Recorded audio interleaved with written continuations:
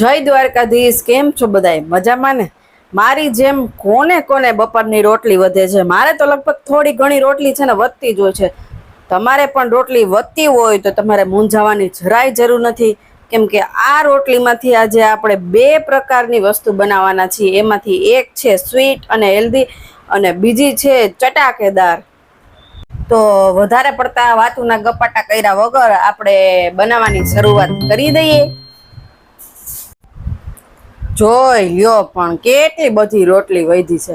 આટલી બધી રોટલી જો ફેંકી દઈએ ને તો ઘર જાય ને ઓસરીએ ન રહી. આમાંથી અડધી રોટલીના આપણે લાડવા બનાવશું અને અડધી રોટલીના આપણે પાતરા બનાવવાના છીએ. તો રોટલીના પાતરા બનાવવા માટે આપણે કંઈ પાઠ ભણવાની જરૂર નથી, પણ આપણે જે અળવીના પાનના પાતરા બનાવીએ એમાં જે રીતનો આપણે મસાલો તૈયાર કરીએ છીએ એ રીતનો જ મસાલો અહીંયા તૈયાર કરવાનો છે. એમાં કંઈ મોટી વાત નથી. આ બધું કરવા હાટું ચણાનો લોટ તો લેવો જ જોઈએ. તો ચણાનો લોટ લઈ લીધો છે આપણે. એમાં હળદર, ધાણા જીરું, હિંગ, ચટણી, મીઠું, ગળાશ ખટાશ માટે ખાંડ અને લીંબુ અને થોડું તેલ નાખી અને આ બધોય લોટ આપણે ઘૂમેડીને ડોઈ નાખવાનો છે. તેલનું કીધું એટલે ખાલી તેલ નાખીને લોટ નથી ડોવાનો, પાણી એ નાખવાનું છે. એટલે તેલ નાખી દીધા પછી પાણી નાખી અને આ લોટને આપણે ડોઈ નાખવાનો છે. આમાં મસાલામાં તમે ગરમ મસાલો, પછી લસણવાળી ચટણી, આદુ મરચાંની પેસ્ટ એ બધું નાખવું હોય તો તમે નાખી શકો છો, પણ વધુ પડતી ગરમીને હિસાબે મેં કંઈ વધારાના મસાલા નાખેલા નથી. સાદા અને સિમ્પલ જ પાતરા બનાવવાની છું. હવે આ ખીરું જાડું રાખવાનું કે પાતળું રાખવાનું? બધા એમ કે ખીરું બને ત્યાં સુધી સહેજ જાડું રાખીએ ને તો પાતરા સરસ થાય, પણ મારું માનવું એવું છે કે ખીરું બહુ જાડું નહીં બહુ પાતળું નહીં એવું રાખવાનું. કેમ કે આ ખીરું મેં સહેજ જાડું રાખ્યું હતું ને તો પાતરા ખાવામાં સહેજ કડક લાગતા હતા. એટલે કે જે આપણે ઢીલું ખીરું રાખીએ એમાં જે પાતરા બને ને એવા પાતરા આ નહોતા બઈ ના. જે હતું એ ભાઈ હકીકત જ કેવી પડે ને, એમાં હું ખોટું કહેવાનું. એટલે હું છે ને વધારે પડતી દોડડાઈ થઈ ગઈ હતી આમાં. મેં કીધું કે હાલો બધા એમ કહે તો આજે આપણે ઈ ટ્રાય કરીને જોઈએ. પણ બને ત્યાં સુધી ખીરું છે ને માપે મેળે ઢીલું રાખવાનું, એટલે તમારા પાતરા જો એકદમ સોફ્ટ બનશે, વગર હાજીના ફૂલે. હવે આપણું ખીરું ડોવાઈને તૈયાર થઈ ગયું છે, એટલે આપણે વધારે વાતું કર્યા વગર પાતરા બનાવવા માંડીએ. પાતરા બનાવવા માટે આપણી પાસે અળવીના પાન તો નથી, આપણે રોટલી જ બનાવવાની છે. એટલે રોટલી લઈ લીધી છે અને રોટલીમાં આપણે મસ્ત મજાનો ડોયેલો જે લોટ છે એ લગાડી દીધો છે. અને એની ઉપર આપણે લગાડશું પાછી બીજી રોટલી, અને બીજી રોટલી ઉપર આપણે લગાડી દેવું પાછું ખીરું. અને આને છે ને મસ્ત એકદમ હળવે હાથે આપણે રોલ કરી લેવાનો છે. જો તમારે એક રોટલીનો પાત્ર બનાવવો હોય તોય બનાવી શકો, બે રોટલી મૂકવી એવી ફરજિયાત નથી. પણ આ તો હું કે બે રોટલીના પાત્રા બનાવીએ તો દેખાવમાં જરીક સારા લાગે, બીજું કઈ આમાં મોટી વાત નથી. રોટલીનો રોલ વળાઈ જાય પછી છેવાડે એટલે કે છેલ્લે રોટલીનો રોલ પૂરો થાય ત્યાં પણ આપણે થોડોક ચણાનો લોટ લગાડી દેવું, જેથી કરીને આપણો રોટલીનો રોલ છે ને ખુલે નહીં. ત્યાર પછી આપણે ઢોકરિયામાં ગરમ પાણી મૂકી દીધું છે અને ઢોકરિયું આપણું ગરમ થઈ ગયું છે. તો એમાં આપણે રોટલીના રોલ છે એ મૂકતા જાવું. થોડોક લોટ ડોયેલો વહીજો તો કઈ જવા તો ન દેવાય રોટલીની જેમ. તો વધેલો ડોયેલો લોટ પણ મેં આની રોટલીની ઉપર છે ને લગાડી દીધો.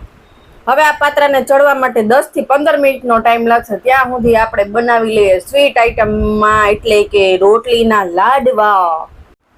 રોટલીના લાડવા બનાવવા માટે પહેલા તો આપણે રોટલીનો છે ને ભૂક્કો કરી લેવાનો છે. હવે આ રોટલી જે હતી ને એ બપોરની હતી અને લાડવા હું બનાવું છું સાંજે, એટલે રોટલી હજી સોફ્ટ જ છે. એટલે હું આનો ભૂક્કો મિક્સરમાં નથી કરતી. જો રોટલી એક દિવસ વધારે ઠંડી હોય તો રોટલીનો ભૂકો મિક્સરમાં સરસ થઈ જાય છે.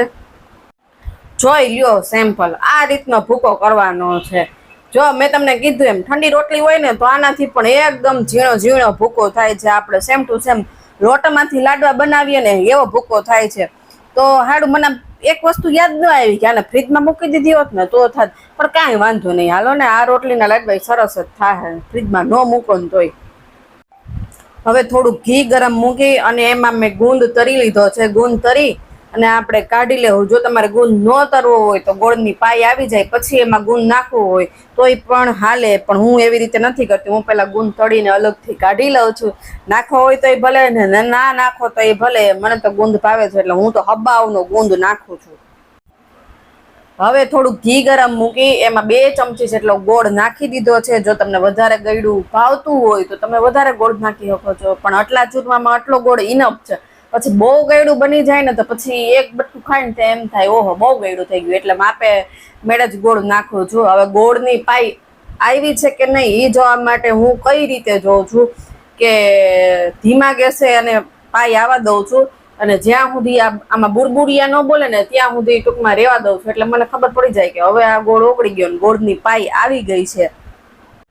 તમે ગોળની પાઈ કેવી રીતે લ્યો છો? આવી જ રીતે લ્યો છો કે કઈ નવીન રીતે લ્યો છો? કમેન્ટ કરજો તો મને કંઈક નવી રીત જાણવા મળે. ગોળની પાઈ આવી ગઈ છે એટલે એમાં હવે રોટલીનો કરેલો ભૂકો અને તરેલો ગુંદ નાખી અને 2 મિક્સ કરી દેવું. ગેસ બંધ કરી દેવું. આપણે ગેસ જો ચાલુ રહે તો લાડવાની બદલે ઓલી ગોળ પાપડી નહીં પણ ગોળ પાપડી કહેવાય ને એ છે ને આપણે ખેંચીને ખાવું ને તોય તૂટશે નહીં એવા લાડવા બનશે ને પછી સાંભળવું પડશે એ તો નોખું. એટલા માટે છે ને ગેસ બંધ કરી દેવાનો છે. બાકી ઓલી પાઈ છે ને એ આકરી થઈ જાય અને લાડવા થઈ જાય કડક. આ બધું મિક્સ થઈ જાય પછી આપણે નાખી દેવું કાજુ બદામ ને દ્રાક્ષ. જો નાખવું હોય તો ન નાખવું હોય તો એ પણ હાલે, પણ આ તો હું નાખીએ તો થોડુંક વધારે ભાવે. અને હા જો હું એક વસ્તુ નાખતા ભૂલી ગઈ હતી, આમાં તમારે ટોપરાનું છીણ નાખવું હોય ને તોય તમે નાખી શકો છો, પણ મારે નાખવાનું હતું કાઢીને રાખ્યું હતું તોય ભૂલી ગઈ. પણ એ નાખશો ને તો એનો ટેસ્ટ 1 નંબર લાગે. હવે આપણું લાડવાનું ચૂરમું તૈયાર થઈ ગયું છે. જો તમારે આમનામ ખાવું હોય તો આમનામ ખાઈ શકો, પણ આમાંથી લાડવા વધારે બનશે એટલે આ બધું એકારે નહીં ખવાય, એટલે હું આના લાડવા વાળી લઉં છું. તો આપણે છે ને આના આપણે મસ્ત મજાના ગોલ મટોલિયા લાડવા વાળી લઈએ. જોઈ લ્યો પણ ઘટે કાંઈ? ઘટે તો જિંદગી ઘટે, બાકી આ લાડવામાં કાંઈ ઘટે? કાંઈ ન ઘટે. એકવાર તમે બનાવજો. લાડવા તો તૈયાર થઈ ગયા. હવે આપણા પાત્રાને તો જોઈ લઈએ પાત્રાનું શું થયું. ફાઇનલી આપણા પાત્રા હવે ચડીને તૈયાર થઈ ગયા છે. ફાઇનલી આપણા પાત્રા ચડી ગયા છે. હું અને રૂહીબેન કટિંગ કરવા બેહી ગયા છે. પાત્રા બને ત્યાં સુધી પતલા પતલા કટિંગ કરવા. જો જાડું કટિંગ રાખશો પાત્રાનું તો સ્વાદમાંય ફેર પડી જાય અને ખાવામાં નહીં મજા આવે. પાત્રાનું કટિંગ થઈ ગયા પછી પાત્રાને વઘારવા તો જોહે જ. વઘાર માટે તેલ મૂકી તેલમાં રાઈ જીરું હિંગ નાખી ડુંગળી અને મરચાં નાખી દેવાના છે. ડુંગળી આપણી મસ્ત મજાની ચડી જાય એટલે એમાં હળદર ચટણી મીઠું નાખી અને કટિંગ કરેલા પાત્રા નાખી દેવાના છે અને આ બધું હલાવી અને 3 મિનિટ સુધી રહેવા દેવાનું છે.